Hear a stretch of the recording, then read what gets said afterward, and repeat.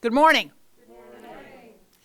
Before I begin my remarks, I want to thank all of you for joining us today and acknowledge the commissioners who are with us, Commissioner Anaya, Commissioner Miller, Commissioner Johnson, and Commissioner Aguilar, and all our community housing partners for their investment and commitment to the county's work. I'd also like to acknowledge the Housing Authority of Cook County Executive Director, Rich Minacchio, for his partnership in this effort. And of course, I want to acknowledge Bureau Chief of Economic Development, Xochitl Flores, Director Susan Campbell, Carl Bradley, and the Bureau of Economic Development team for their dedication and commitment to positively impacting our most vulnerable residents in Cook County. Thank you all for being here, and thank you for your good work. Today, we're here to announce the launch of our $75 million Emergency Rental and Utility Assistance Program. This is the county's third round of housing assistance for suburban Cook County residents to address the needs of those unable to pay rent and bills due to the pandemic. Residents who are unable to pay rent and the landlords who are unable to collect rent are all experiencing hardship. Issues such as evictions, foreclosures, and unresolved debts can have a long-lasting and negative impact on a person's future. And we believe that government has a special responsibility to provide solutions in this moment more than ever. This funding will help support individuals so they can remain housed and hopefully find some comfort at a time that is uncertain, especially as the season is changing. In March, we launched our $73 million Cook County Rental and Utility Assistance Program. We had more than 17,000 applications. And as of today, we've funded more than 84% exactly, of our eligible recipients and paid out almost $65 million. This last round of funding has provided housing relief to thousands and thousands of suburban Cook County residents who live at the margins. Among eligible applicants, over 99% reported pre-COVID incomes below 80% of the area median, and 82% reported reduced hours or job loss due to the pandemic. As with our other programs, we have found that women and people of color have been particularly impacted by the pandemic. 52% of our applicants were African American, 55% were female, and 72% were age 55 or younger. We're proud of the work we've done, and with this new round of assistance, we will continue to offer relief to tenants and landlords both. It's also important to note that we recognize that the issues folks are facing have many complex components. The county remains holistic in our approach in that we aim to treat the need and not just the symptoms. While the eviction moratorium is set to expire soon, we would like to encourage landlords to consider a different approach and use these resources as a bridge to resolution. And for the tenants and landlords facing eviction, we also encourage folks to learn more about the County Legal Aid for Housing and Debt Program. I'll say that again, the County Legal Aid for Housing and Debt Program for free, absolutely free mediation and legal assistance. These resources combined offer a strong and stable bridge toward resolution, where everyone ends up whole. Even though we can see the light at the end of the tunnel, there is more to be done to address the lasting impacts of the pandemic. Our promise is that we will keep working diligently to provide residents with safe shelter, supportive programs, legal resources, utility supports, and whatever is necessary to keep people in the place that they call home.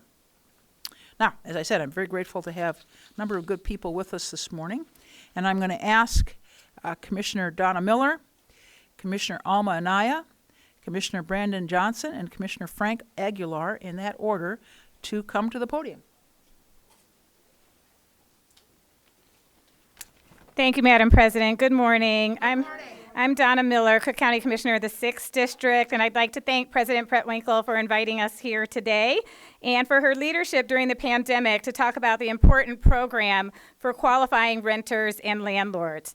The Cook County Community Recovery Initiative that the president and her administration had the foresight to launch right away at the start of this pandemic has been multifaceted effort by the county to assist our business community as well as our residential community, both of which we know have faced great difficulties during this ongoing health and economic crisis.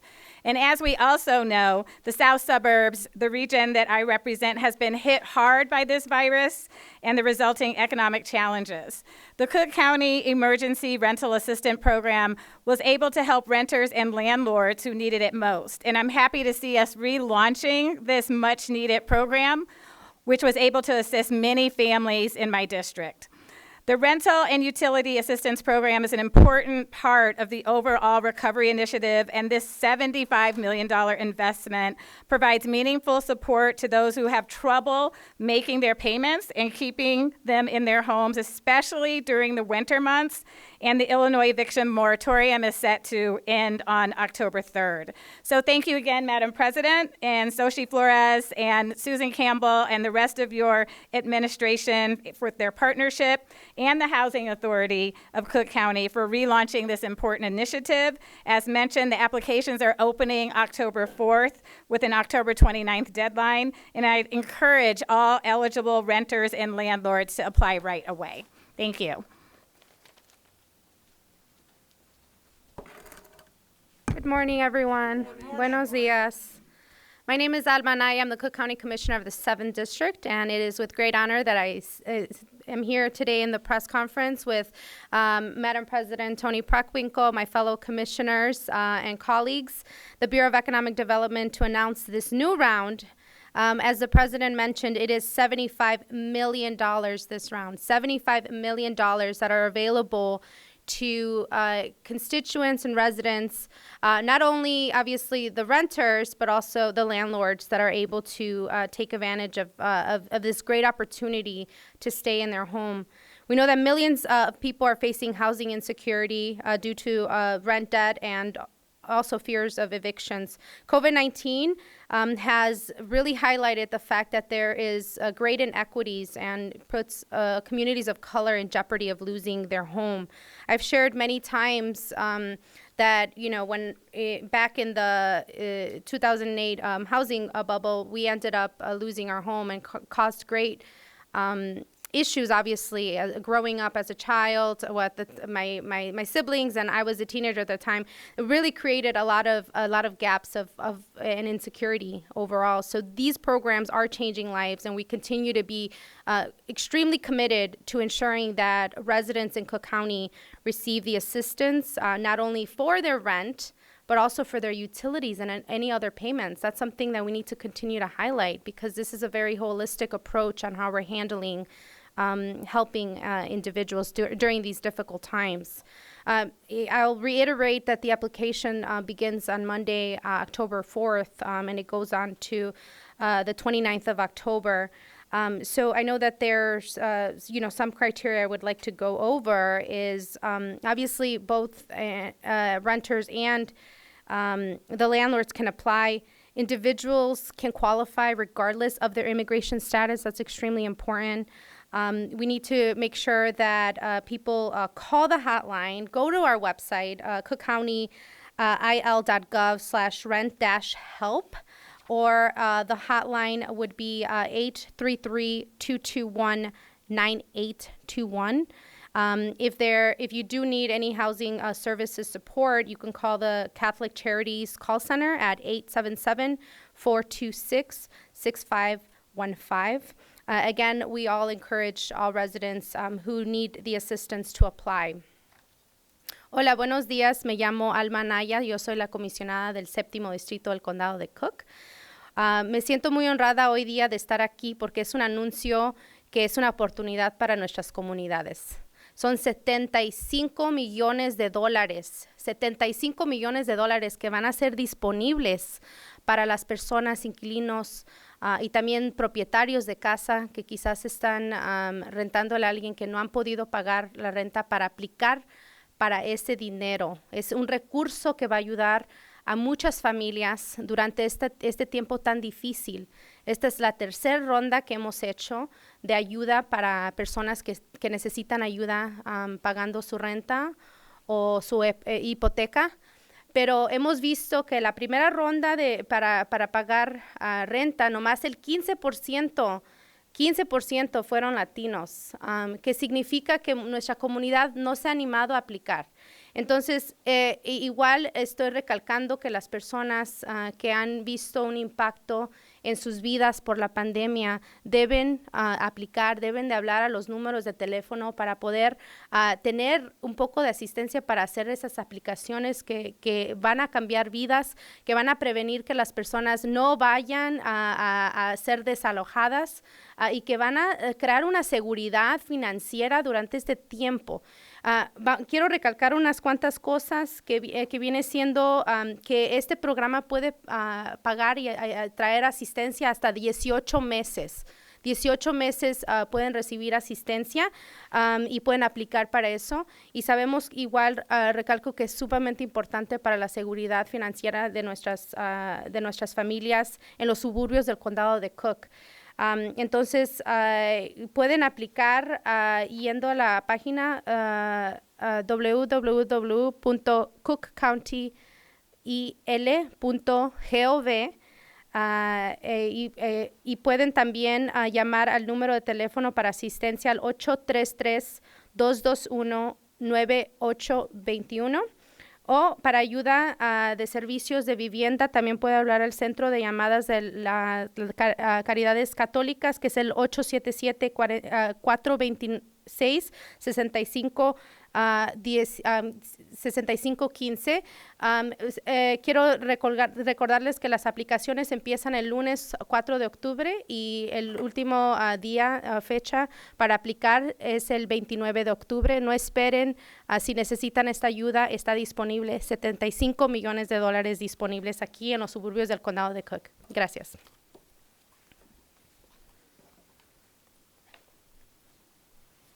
Good morning, everyone. Good morning. My name is Brandon Johnson, Cook County Commissioner of the 1st District, west side of Chicago in the western suburbs. And I don't know, it's kind of tough coming behind Alma and I mean, her personal story, I believe, is why we're here today. And as we grapple with the enormity of this crisis, it's good to have a bold, audacious leader like President Preckwinkle in the forefront. So thank you, Madam President. And of course to Sochi and Rich and Carl and Susan, what an incredible team. I've served in the public space for some time, and as a public school teacher, I can tell you that the number of students who show up in classrooms every single day because of housing insecurity, it's real. It's actually quite traumatic. And the way folks are isolated, quite frankly, throughout our country, it can be very, very difficult for families to exist and live. And in many cases, families don't always know where they can go to get help. And what is clear to me, though, is that our county and our country is desperately looking for something bold and audacious. They want government to be expansive. They want government to be sensitive to the needs, of course, that were pre-existing. And so that's why I'm very grateful that this launch and this relaunch and the relaunch to make dollars available for families who've been feeling insecure for quite some time. It's already been indicated and stated, but I'll emphasize it one more time. Apply. There's help. And those families that have applied are a living testament to what bold leadership could mean for families. So, again, Monday will be an opportunity for families across Cook County to reach out and actually experience government in a way in which it was designed to do, which to help and support our most vulnerable. So thank you, and let's continue our bold fight to bring equity and justice to all of Cook County.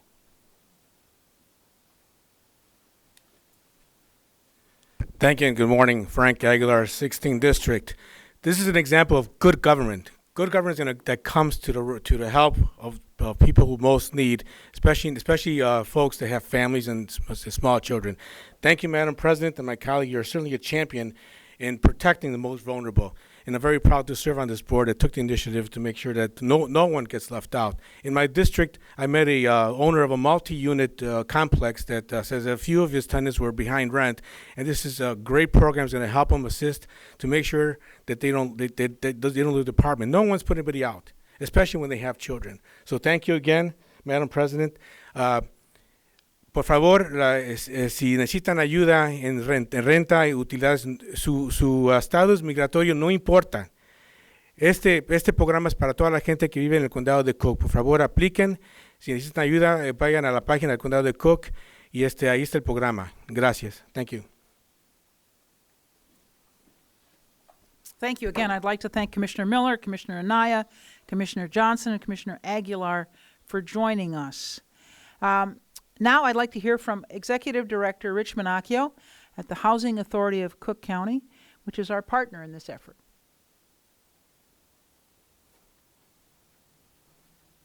Excuse me. Thank you very much, Madam President and Commissioners, for your, I really have to say, inspirational words. You know, it is true that this is what government is supposed to do. And we've heard that today. And, you know, we're privileged to be able to assist this many households. Annually, with our normal programs, we help about 18,000 households. This program has enabled us to reach another 7,500 in this round alone. You know, and there's a reason why that we haven't seen a huge exacerbation in homelessness. It's because of this program. And, you know, President Preckwinkle set a high bar for us to get this money out as quickly as possible. And we're proud that we're amongst the top 3 counties in the country to get this money out. So this is a phenomenal team, to be quite honest, and the teamwork was incredible. And this is how government's supposed to work. I do want to say it's all about the families. The best part of my day is I get to talk to some of the people we've helped. Some people have complaints. We try to work those through. But more often than not, the people I talk to are absolutely thrilled and sometimes in tears. And it's the most heartwarming thing that you can imagine. I'm just going to read Miss Marshall from Matson. I would not have been able to see clearly and stand tall if it wasn't for the financial help I received from the Emergency Rental Assistance Program. At work, I received the email stating how much would be granted, how much time she would have. I was at work, crazy enough, struggling to even pay for lunch that day. I remember shouting and thanking God while talking to my general manager as he looked at me in bewilderment. So these are the folks that we're helping during a pandemic, and we look forward to round 2. We're going to get that money out as quickly as we got the last round out, and thank you all very much for your support.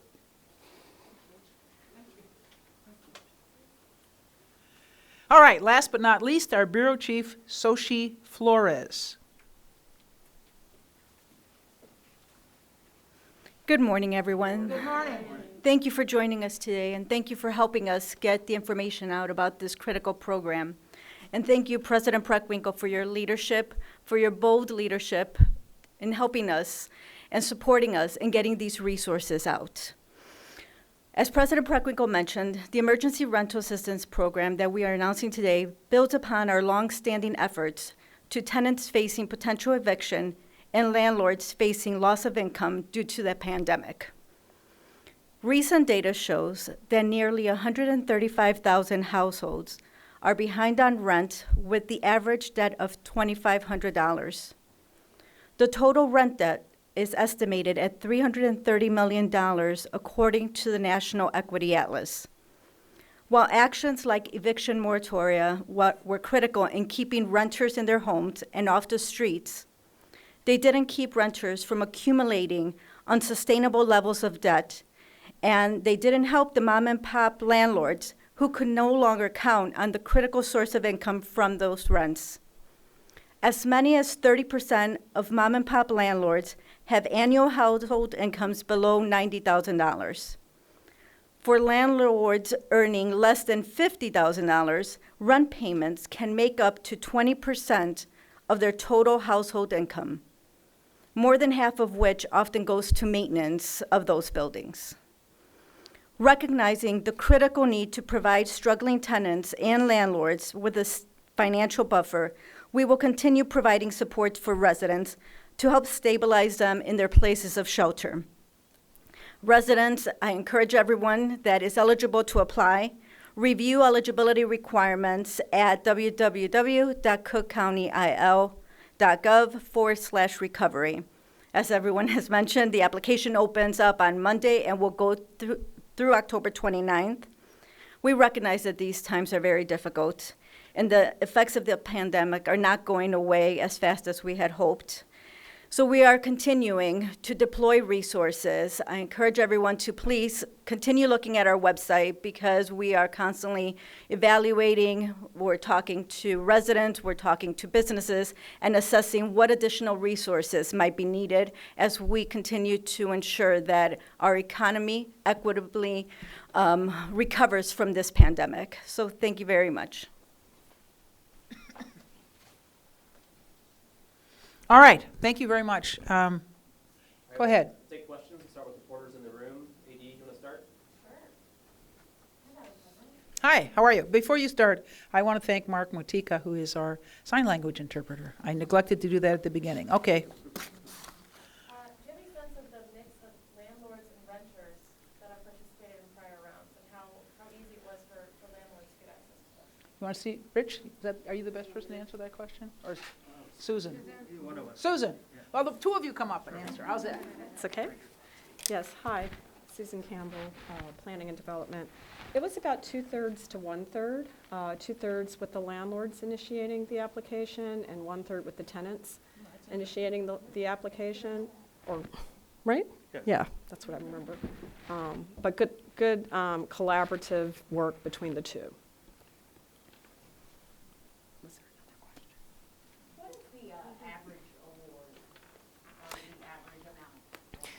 So the average amount for suburban residents has been about $8,800, which represents about a 6-month spread of rent. Some of that rent is back debt, and some of it is forward debt or anticipated debt. And then can you talk about the timeline? So once people apply, how soon are those applications being processed and the checks processed? So our goal this time around is to try to turn it around even faster than we did with ERA 1. So we're looking towards a goal of 2-week turnaround for notice of approval. But there are support documents that are required from both the landlord and the tenant in order to disperse payment. So some of that timing will be dependent on the applicants as well. So could that be weeks or months? No, it shouldn't be months. It could be weeks. It all depends on how quickly they're able to get the support documentation in.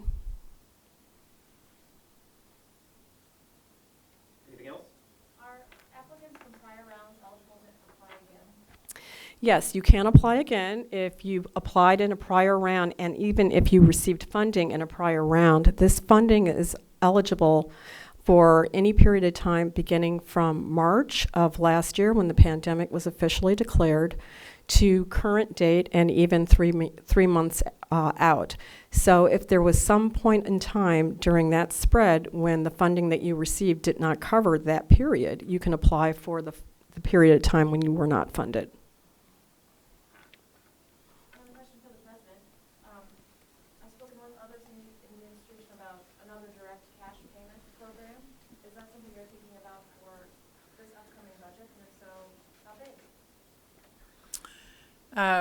As you know, with the CARES Act resources, we did provide on a pilot basis guaranteed basic income to people. It's something that's under consideration for some of the ARPA dollars, and we have not as yet decided how those resources will be allocated. Anything else? All right, we'll go to reporters on the line. I know we have Alice and Shabir on. You want to go, Alice? My one question is, where's the funding from? Is it FEMA, ARPA, or something? All right, the question is, where is the funding from? Is it FEMA, ARPA, or whatever? Susan, you want to answer? Thank you. The funding came from the United States Treasury, authorized through the American Recovery Plan Act, ARPA. Alice, did you have any other questions? I have an off-topic question, if I may. Yeah, if you could wait then. All right, do we have any more on-topic questions? Anyone else in the line? All right, Alice, you want to go ahead? Yeah, I just wanted to ask, could you talk about why you want to run for a fourth term and what else you want to accomplish as board president? So the question is, why do I want to run for a fourth term, and what else do I want to accomplish? So my joke is that I'm a glutton for punishment. You know, we've made a lot of progress in delivering great health care to people. That's about half of the resources that we have every year go to health care. And I'm very grateful to Israel Rocha for coming to us from New York and helping us in clearly a moment of crisis, not just for our county, but for our country. So we want to continue to improve the quality of care that we deliver in our operations in our healthcare system. We've made a lot of progress in terms of criminal justice reform. When I came into office, there were 11,000 people in the jail, including people who were detained because they could not pay even modest cash bonds for nonviolent offenses, drug offenses, shoplifting, not paying your child support, traffic offenses. The jail population is now, even in this moment of crisis, down to about 6,000. And I'm very grateful to all the actors in the criminal justice system, the chief judge, the state's attorney, the public defender, the sheriff, and the clerk, for their collaboration and cooperation as we've worked on criminal justice reform. And I'm grateful to our state legislators who have focused on criminal justice reform in the January session in Springfield, when one of the pillars of the Black Caucus was enacted that provided sweeping criminal justice reform, including the elimination of cash bond in our state. So we have worked hard both in healthcare to improve quality and efficiency, and criminal justice to achieve reforms. We have some real challenges now in the response to the pandemic, and I look forward to working with staff and advocates and residents in Cook County to promote and secure a recovery from the economic collapse that has followed the pandemic. And let me just say, I should take this opportunity because I try to do it every time I speak. One of the most important things that we can do as individuals to promote recovery in this country is to be vaccinated. If we want a vibrant economy, we have to get the pandemic under control. So that means everybody has to be vaccinated. Everybody has to be vaccinated. And I usually ask people to be evangelists for vaccination. Now, usually we think about evangelism in religious terms, but this is secular evangelism. I want people to encourage family, friends, neighbors, anybody they come in contact with to be vaccinated.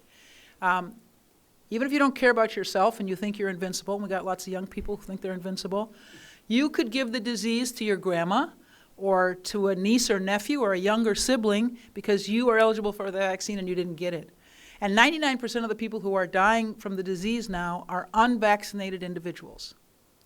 1% of the people who are dying have been vaccinated.